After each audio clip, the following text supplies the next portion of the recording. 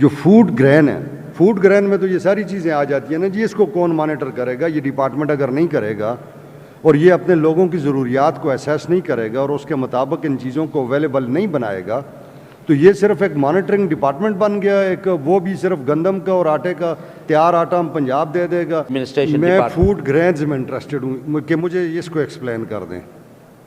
देखें, food grain में और फूड ग्रेन में हर वो चीज़ आती है, चावल भी इसमें आता है, दालें भी आती हैं, मकई भी आती है, ये बिल्कुल सर सारे आते हैं। तो उनको कौन मॉनिटर करेगा? मैं मेरे लोगों की, देखें अभी हम जलजिले आए, सैलाब आया, ठीक है, फौजी ऑपरेशन शुरू हो गए, लोग डिस्टर्ब हो गए, ठीक है, जिसका हम कह रहे हैं कि ना हो।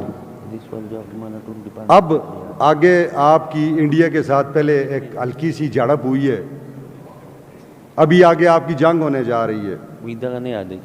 जनवरी फरवरी में फिर बारिशों की प्रेडिक्शंस हैं।